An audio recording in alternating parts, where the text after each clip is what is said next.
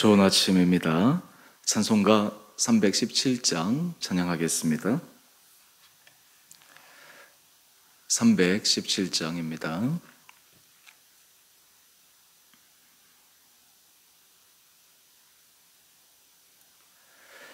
내 주 예수 주신 은혜 한없건만 내 주 앞에 이 적은 것 다 드리니 주 예수여 내 정성을 받으소서. 주 날 위해 보배로운 피 흘리사 그 귀하신 생명까지 다 주시니 내 천한 몸이 생명을 왜 아끼랴. 주 예수께 빚진 것이 한없건만 나 주 위해 드린 것은 참 적으니 주 예수여 너 그롭게 보옵소서. 날 위하여 십자가에 피 흘리시 주 예수의 은혜로서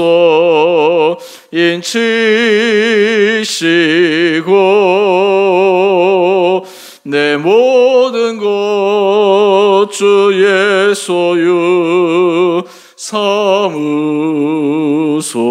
삼으소서.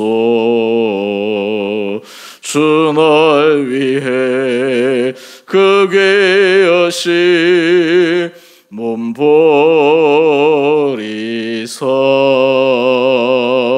이 내 몸을 피값으로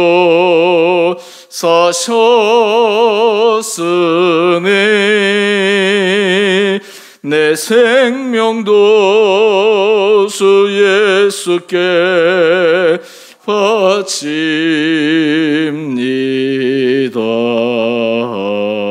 바칩니다. 아멘.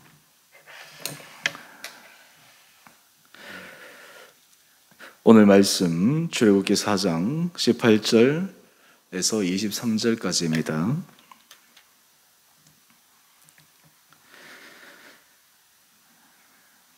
모세가 그의 장인 이드로에게로 돌아가서 그에게 이르되 내가 애굽에 있는 내 형제들에게로 돌아가서 그들이 아직 살아있는지 알아보려 하오니 나로 가게 하소서. 이드로가 모세에게 평안히 가라 하니라. 여호와께서 미디안에서 모세에게 이르시되 애굽으로 돌아가라. 내 목숨을 노리던 자가 다 죽었느니라. 모세가 그의 아내와 아들들을 나귀에 태우고 애굽으로 돌아가는데 모세가 하나님의 지팡이를 손에 잡았더라. 여호와께서 모세에게 이르시되 내가 애굽으로 돌아가거든 내가 내 손에 준 이적을 바로 앞에서 다 행하라. 그러나 내가 그의 마음을 완악하게 한즉 그가 백성을 보내주지 아니하리니 너는 바로에게 이르기를 여호와의 말씀에 이스라엘은 내 아들 내 장자라. 내가 내게 이르기를 내 아들을 보내주어 나를 섬기게 하라 하여도 내가 보내주기를 거절하니 내가 내 아들 내 장자를 죽이리라 하셨다 하라 하시니라. 아멘. 오늘 화요일 아침 또 하나님께서 우리 온 성도님들 이 하루를 은혜 가운데 붙들어 주시고 우리 심령에는 날마다 새로운 힘 허락하여 주시기를 원합니다. 하나님께서 모세를 부르셨습니다. 애굽에 고난당하고 있는 그의 민족들이 하나님 앞에 신원할 때 하나님께서 그 고통의 신원 소리를 들으시고 모세를 미디안 광야에서 40여 년간 준비시킨 후 모세를 그들의 지도자로 세우시기 위해 부르셨습니다. 하지만 우리가 이미 묵상해 본 것처럼 모세는 하나님께서 그를 부르셨음에도 불구하고 무려 5번이나 거절합니다. 결국에는 하나님께서 그에게 노를 발하시고 억지로 그의 마음을 바꾸어서 하나님께서 맡기신 소명을 받아들이게 합니다. 이후에 오늘 모세의 모습을 우리가 함께 묵상하면서 소명받은 자의 모습과 또 그 소명받은 자에게 하나님께서 어떤 것을 예비하여 주시는지를 묵상하기를 원합니다. 오늘 18절 이하의 말씀을 보게 되면 모세가 먼저 그의 장인에게 가서 이제 자신이 애굽으로 돌아가야 되겠다라고 말합니다. 40년이 지난 지금 어떤 의미에서 좀 뜬구름 없는 것 같은 이야기이기도 하지만 아마 그의 장인은 말은 하지 않았지만 언젠가 이 날이 올 줄 기다리고 있었다는 듯이 모세를 순순히 보내줍니다. 그리고 평안을 빕니다. 여기서 우리가 한 가지 주목해야 될 점이 있습니다. 모세가 비록 하나님 앞에 가지 않겠다고 마치 어린아이가 떼를 쓰듯 5번이나 거절하고 부인했지만 그의 마음을 결단하고 난 이후에 그에게 소명받은 자로서 굉장히 중요한 모습을 보여주는데 그것은 바로 자원하는 마음입니다. 안 가겠다고 했지만 이제 하나님 앞에 결단한 이상 더 이상 억지로 가는 것이 아니라 그에게 자원하는 마음이 생겼습니다. 그래서 기꺼이 그의 장인에게 가서 자신이 앞으로 애굽으로 돌아가야 될 것을 이야기하고 이제 그렇게 되면 장인의 양떼를 돌보는 그런 모든 일도 다른 사람을 다 알아보아야 될 터인데 여기에 모세의 자원함의 모습이 있습니다. 뿐만 아니라 오늘 모세가 결단하고 난 다음 자원했을 뿐만 아니라 그는 그것을 주저함 없이 즉시 행동으로 옮겼다라는 것입니다. 우리가 하나님께서 우리에게 말씀하셔서 소명을 주실 때 때로는 거절하고 거부하다가 어느 순간 받아들입니다. 그런데 받아들이고 나서도 실질적인 행동을 하는데 모세는 시간을 뜸들이지 않습니다. 즉시 바로 이행을 하게 됩니다. 오늘 이런 가운데서 하나님께서 모세를 위로하여 주시는데 위로하여 주시는 것은 이제 모세가 비록 그의 마음속에 두려움도 있고 앞으로 어떻게 될지 바로가 어떻게 나올지 예상할 수 없는 가운데서 하나님께서 몇 가지를 알려주십니다. 19절 이하의 말씀을 보면 먼저 하나님께서 이렇게 말씀하십니다. 애굽으로 돌아가라. 내 목숨을 노리던 자가 다 죽었느니라. 모세의 목숨을 노리던 사람들이 이미 죽었기에 거기에 대해서는 일단 안심하라 라고 하나님께서 모세의 마음을 안심시켜 주십니다. 뿐만 아니라 우리 21절 이하의 말씀을 보게 되면 바로 모세가 하나님의 말씀을 들어 이스라엘 백성들을 애굽에서 나가겠다 하고 할 때 요청을 바로 들어줄 것이 아니라 완악하여서 계속해서 거절하겠다라고 하는 것을 암시하여 주십니다. 소명을 받아서 그 일을 이루는데 결코 순탄하지 않는 일이 있다라고 하는 것을 미리 알려주십니다. 그럼에도 불구하고 하나님께서 최종적인 결론을 허락하여 주십니다. 그 결론이 무엇입니까? 우리 22절 이하의 말씀인데요. 하나님께서 이스라엘을 이렇게 말씀하십니다. 이스라엘은 내 아들, 내 장자라. 특히 유대 민족들은 이 장자, 첫 태생이 그 어떤 자녀들보다 더 중요하게 생각하고 첫 태생은 하나님께 바쳐야 될 정도로 하나님의 것이다. 그리고 중요하게 생각하는 그 부분인데 하나님께서 이스라엘이 바로 내 장자다. 내가 가장 아끼는 민족이요. 내가 아끼는 사람이다. 라고 하는 것을 말씀하십니다. 그런데 놀라운 것은 이것을 바로가 거절했을 때 바로가 그에 상응하는 대가를 치르게 되는데 바로 23절 이하의 말씀을 한번 보십시오. 내가 내 아들 내 장자를 죽이리라. 우리가 길고 잘 아는 것처럼 모세의 10가지 기적 가운데 제일 마지막 기적이 장자, 심지어는 가축에 처음 난 것까지도 다 죽는 그 애국의 날이 애굽 땅에 있은 후에 이스라엘 백성들이 애굽을 나온 것을 우리는 기억하지 않습니까? 오늘 이 장면을 통해서 하나님께서 소명을 주실 때 그것을 이루어가는 과정 속에 모든 것이 다 잘 될 거야, 모든 것이 순탄할 거야 라고 말씀하지 않으십니다. 때로는 하나님께서 그 일을 이루어가는 데 있어서 여러 가지 어려움도 있을 것이고 때로는 많은 기다림의 시간도 있을 것이고 라고 하는 것을 말씀해 주십니다. 하지만 또 하나 우리가 여기서 더 주목해 볼 것이 있습니다. 하나님의 소명을 받았을 때 하나님께서 특별히 주신 은혜가 무엇입니까? 바로 우리 20절의 말씀인데요. 우리 20절의 말씀을 한번 보십시오. 모세가 그의 아내와 아들들을 나귀에 태우고 애굽으로 돌아가는데 모세가 하나님의 지팡이를 손에 잡았더라. 소명을 받았다라고 하는 것은 자신의 힘과 능력으로 그 일을 감당하는 것이 아니라 하나님이 그와 함께 하신다라고 하는 것입니다. 그 일은 하나님께서 이루신다라고 하는 것입니다. 오늘 이 본문 말씀을 통해서 모세가 소명을 받고 그의 삶 가운데 4가지의 모습을 말씀을 드렸습니다. 먼저 하나님 앞에 소명을 받았을 때 정리해보면 자원하는 마음이 있습니다. 두 번째, 하나님께서 마음에 소명을 확신시켜 준 다음에는 지체하지 않고 즉각적인 행동을 옮기게 됩니다. 그리고 세 번째는 소명을 이루어가는 과정이 결코 순탄하지 않을 것임을 알려주심에도 불구하고 최후의 승리자가 될 것이라는 것을 말씀해 주십니다.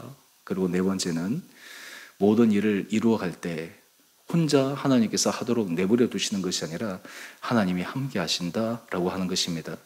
오늘 이것이 지금 모세가 애굽으로 출발할 때 그에게 소명받은 자로서 하나님 앞에 받은 큰 은혜입니다.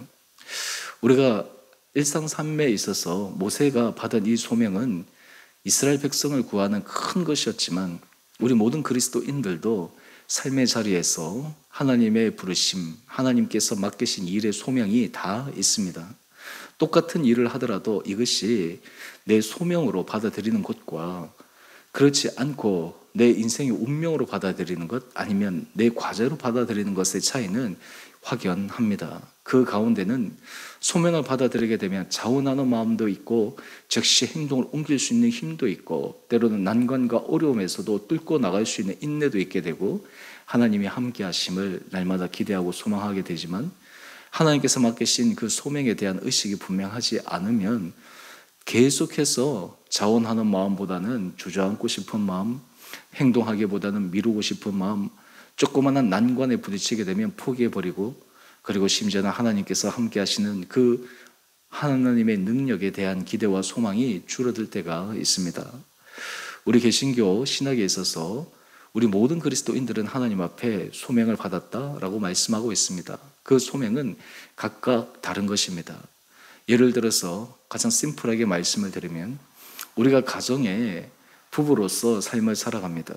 사실 가정을 이루는 것, 아내로서의 역할, 남편으로서의 역할, 그것도 하나님께서 우리 가정을 이루고 세우는 데 있어서 우리를 부르신 소명의 자리입니다. 내가 남편으로서, 아내로서, 부모로서 그 자리가 내가 결혼했기 때문에, 내가 선택했기 때문에 당연한 윤리적인 것이 아니라 신앙 안에서 그것이 하나님께서 내게 맡기신 이름을 고백하며 갈 때 그것은 소명의 자리가 됩니다. 우리가 교회 공동체 안에서 하나님께서 직분을 맡기거나 하나님께서 일을 맡길 때 그것을 소명으로 받아들이게 되면 그리고 그것을 소명으로 인식하게 되면 거기에는 하나님이 우리와 함께 하시는 것을 계속해서 경험해 갑니다. 우리의 일에 있어서도 마찬가지입니다. 요즘 여러분들의 삶 가운데서 확실하게 고백하는 하나님께서 내게 맡기신 소명은 무엇인가? 나를 부르신 소명은 무엇인가? 라는 질문과 또 하나는 그렇다면 나는 그 소명을 하나님 앞에서 성실하게 이루어가고 그 길을 걸어가기 위해 내가 하나님 앞에 은혜를 구하며 나아가고 있는가? 소명의 궁극적인 목적은 무엇이겠습니까? 소명의 궁극적인 목적은 우리 인생의 성공이 아니라 우리 인생의 성공을 넘어선 하나님의 영광입니다. 우리 가정에서 하나님의 영광, 우리 공동체 사역에서의 하나님의 이름, 우리 사역의 일터, 우리의 일상의 삶에서 하나님의 이름이 드러나는 것, 그것이 바로 우리 모든 소명받은 자의 최후의 결론이다라는 것입니다. 저는 바라기는 이 아침 우리 사랑하는 성도님 한 분 한 분들에게 이런 은혜를 허락하여 주시기를 원합니다. 때로 여러분의 인생길 가운데 여러분들이 회피하고 싶은 때로는 버거운 그런 일들이 있습니까? 근데 오히려 그 일들이 어쩌면 하나님께서 우리에게 맡기신 소명일지도 모릅니다. 하나님께서 우리에게 소명을 맡기실 때는 하나님의 일을 이루어 가는데 그 일 가운데 가장 중요한 것은 나 중심의 일이 아니라 타자 중심의 일로 전환시킨다라고 하는 것입니다. 내 인생이 내 인생만을 위해서 사는 것이 아니라 타자 중심의 삶을 살아갈 수 있도록 하나님이 내 삶을 사용하신다라고 하는 것입니다. 오늘 이 모세의 모습을 우리가 묵상하고 이 모세의 모습을 기억하면서 하나님 앞에서 우리도 각자에게 하나님의 주신 그 소명과 사명, 때로는 하나님의 음성에 우리가 온전히 순종하고 때로 순복함으로 하나님께서 주신 은혜와 능력을 경험해 갈 수 있는 우리 온 복된 성도들 되시기를 소망합니다. 마지막으로 하나 더 말씀드리고 싶은 것은 우리가 이 소명의 길을 걸어갈 때 이것이 정말 하나님께서 내게 맡기신 일인가라고 하는 것을 확인할 수 있는 길이 있습니다. 그것은 무엇이냐면 하나님께서 내게 맡기신 일이라는 것을 내가 확신하고 길을 걸어갈 때 하나님께서 우리의 마음 가운데 날마다 은혜를 허락하여 주십니다. 우리 가운데 잘하였다. 내 우리 가운데 착하고 충성된 종아, 우리 가운데 평안의 은혜를 허락하여 주십니다. 이 길이 옳다라고 주님께서 응원하여 주십니다. 또한 주님께서 말씀을 묵상할 때마다, 또한 주님 앞에 기도할 때마다 우리로 하여금 그 일에 더 매진할 수 있도록 지혜도 주시고 힘도 주시고 환경도 열어주시고 능력도 주시는 것을 경험해 갈 수가 있습니다. 오늘 바라기는 하나님은 이스라엘 백성들 내 장자를 구원하기 위한 그 구원 계획에 모세를 사용하셨던 것처럼 오늘 우리의 삶의 자리에서도 우리 모든 한 분 한 분들이 각자에게 하나님으로 받은 그 소명을 다시 한번 기억하고 그것을 우리 마음에 새기고 우리의 삶의 자리가 하나님께서 맡기신 그 일에 부끄럽지 않게 오히려 그 일을 통해 주님의 이름을 온전히 드러내고 우리의 삶을 통해 타인들에게 보다 선한 영향력을 끼쳐가는 데 쓰임받을 수 있는 오늘 이 하루 또 우리의 삶이 될 수 있도록 주님 앞에 은혜를 구하며 가는 복된 하루 되시기를 주님의 이름으로 축원드립니다. 우리 함께 같이 기도하겠습니다.